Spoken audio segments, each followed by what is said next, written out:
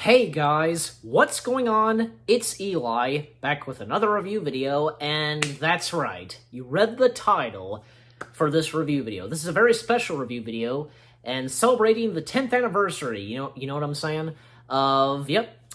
This film, Rango. Yes, I love Rango. Who doesn't love Rango? It's a great animated film, coming from Paramount Pictures, Nickelodeon Movies, and a couple other companies. Can't really remember the names of. Rango is a really good animated film, and because even a year after it came out, it won an Oscar for Best Animated Feature, and it deserved it. It was a great film. It is a great film, and with its characters, the acting, the story, the animation, the music, you name it, it's so great. So Rango, about this lizard, because he's first, he's this wacky, weird lizard and such, acting and, crunchy, creamy, cookie, candy, cupcake. Okay, everybody, let's take it from the top. Rango being voiced by Johnny Depp. Yes, he's fantastic as Rango. He is the voice of Rango, pretty much. Some of its other characters, we, of course, have those, owls, who tell the story, and they're the singers, Mexican owls, relax, have your popcorn and soda, and relax as we tell the tale, and the lizard, he's going to die, Some of the other characters, you have, this is literally what this character's name is, this armadillo named Roadkill, voiced by Alfred Molina. He's really good in this. Some of the others, you even have this one sequence where, the hawk, and Rango running from the hawk, etc. is pretty funny. Even the music that plays, just, yeah. And the rest of the characters, we have Beans, voiced by Elsa Fisher. The others, we have Priscilla, voiced by Abigail Breslin, and, also Mermac, if I'm saying that right, the squirrel, runs a bank, voiced by Stephen Root, and, Rock Eye, because he's the one that gets snatched by the hawk, and he's like, you son of a, and the hawk, squeals, and, you can barely hear him say it, the B word. The rest of the characters, we also have Bad Bill, voiced by Ray Winston. Let me see. The mayor, voiced by Ned Beatty. He's the turtle on a wheelchair. He's the mayor of the town. And the thing is of the story is that, because Rango, he comes into this town and there's, there's no water. There's, thirsty and that kind of stuff, That and the rest of the characters, you have, let me see, because I've got it right here on the tablet. You have some of the other, antagonists. Okay, the mayor is one of the main antagonists. You also have Balthazar, if I'm saying that right, voiced by Harry Dean. Let me see. I can just pull it up. Yeah, voiced by the late Harry Dean Stanton. There's also, let me see, Buford, voiced by Blake Clark. And also, because I realized this, Charles Fletcher, a.k.a. the voice of Roger Rabbit. He's in this film, too. I forget which character he voices, but, And, let me see, and you even have this, this wounded bird. That's literally what the name of the bird is, because he gets wounded near the end of the film. And he's voiced by Gil Burringham, if I'm saying that right, I guess, yeah. But yeah, so, this movie, because everything that goes on, this sequence where, Rango, Beans, and the rest of them, they go out to find water, investigate, that kind of stuff, and leading up to with, let me see. Oh, yeah, even because Ian Abercrombie, if I'm saying that right, because everybody would know him best as the voice of Palpatine in the Clone Wars, and he was Alfred in Birds of Prey, the series, He voices Ambrose, if I'm saying that right. Which one was Ambrose? I forget.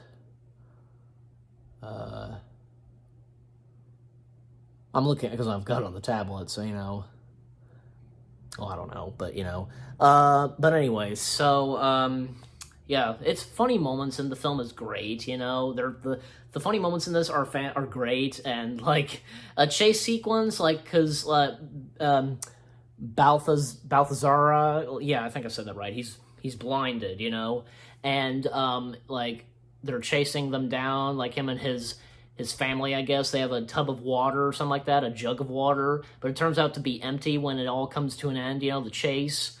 And like those moments with Beans, she like freezes, and it's pretty funny, especially that one time when the first time we see that in Rango, he like gets up to her and like puts his hand around her, just when she unfreezes it, the look on his face and his eyes, like you were frozen, just and according to her, it's a defense mechanism. So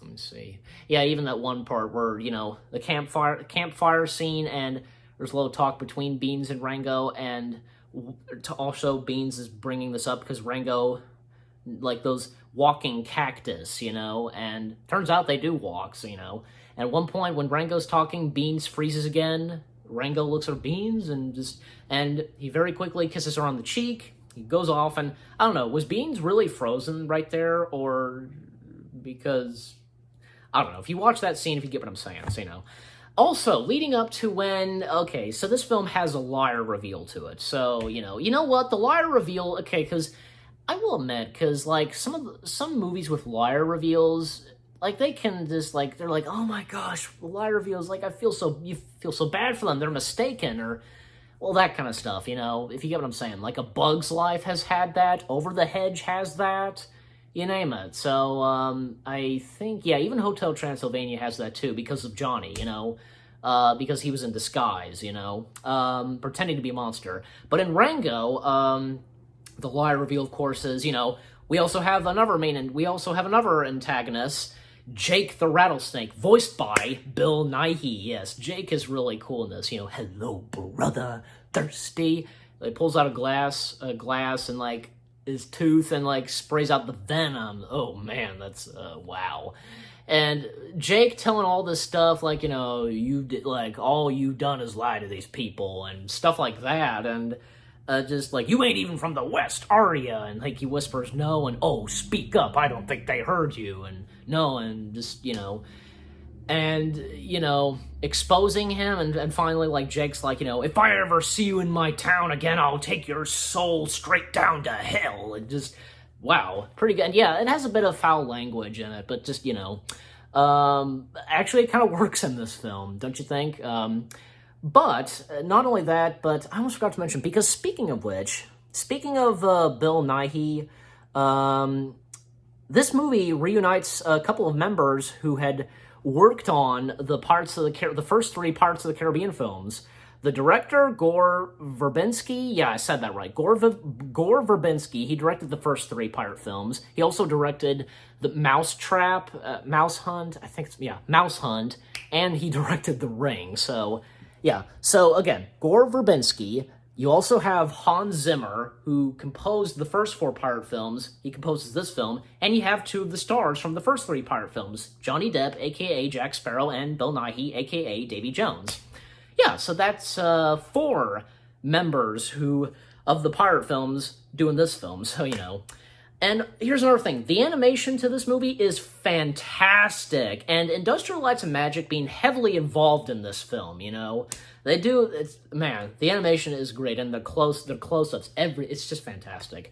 Also, the rest of the story, like, because, like, at times, like, Rango would ask himself, who am I? And finally, because when he leaves town and it's nighttime, he makes his way up to the road, he's like, who am I?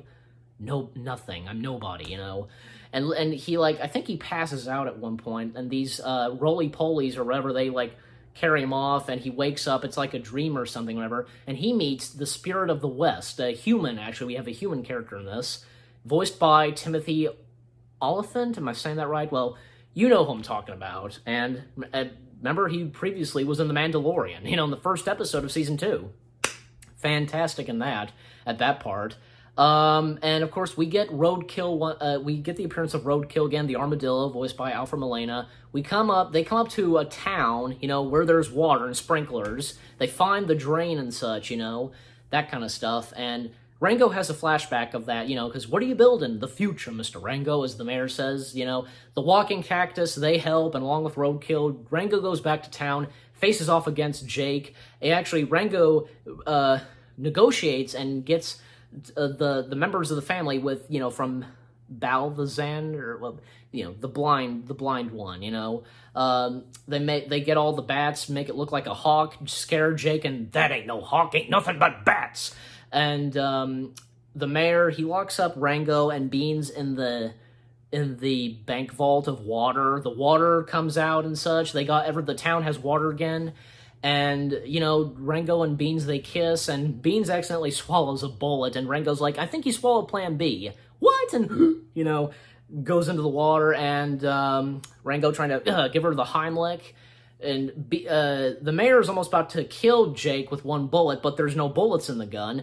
When the bullet comes out of Bean's mouth, it causes the window to crack, the water comes out, and the mayor trying to say to Rango, maybe we can talk this out, and Rango's like, tell that to him, or whatever he said, and of course he's referring to Jake. Jake spots the bullet, one bullet, and says to Rango, I tip my hat to you, one legend to another, and yeah, Rango became a legend as well, so like Jake and Rango, they're both legends, and I think Jake is kind of redeemed in some way, don't you think? I guess. And Jake's like, now what was that you said? And what the mayor said to him, like before he pulled the trigger there were no bullets, pretty soon nobody will even know you existed. He coils up the mayor and they go off, and like the mayor, no, as they leave. And I almost forgot to mention, we get the appearance of the Hawk again. He's chasing Rango around the town. Rango defeats him with a water tower and such, with a bunch of dirt to it, Okay, so a happy ending and such. And actually, there's an extended version of this, like a director's cut. The movie keeps going, like the characters like swimming, and like the wounded bird is like a lifeguard. Those like figures that like Rango had in his lizard tank, from Mr. Tibbs, the wind-up fish, and a mannequin figure or something of a lady, and that one part where that one character's like, I think you complete me, yeah, and Rango heading off out into the sunset, yeah, just, and like, whoa, I think it's an emu or some kind of bird, like, okay, let's take it from the top. Boom, the movie ends, the credits roll. The music in this is fantastic, as I said, and even the end credits, and even Rango's theme song, Rango, Rango. And I didn't say that much on, like, say, Priscilla, Abigail Breslin. Like, she's pretty funny, too. Like, you're a stranger. Strangers don't last long. And Priscilla grew an attachment to Rango, was liking him and such. You can even see, like, when Rango is walking off, like, Priscilla, I think tries to stop her, but Beans just holds her back, just, like, let him go or whatever, don't.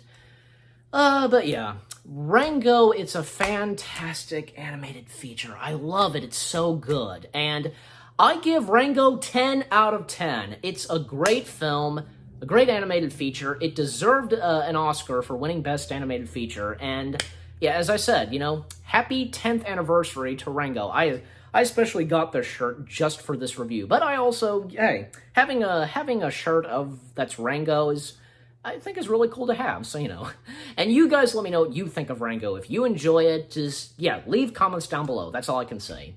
So, again, I hope you guys enjoyed my review of Rango. Again, 10 out of 10 stars for Rango. It's a great animated feature.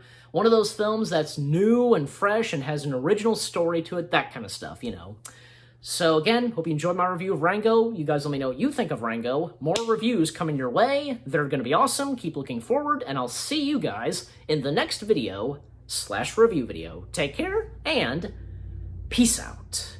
Rango.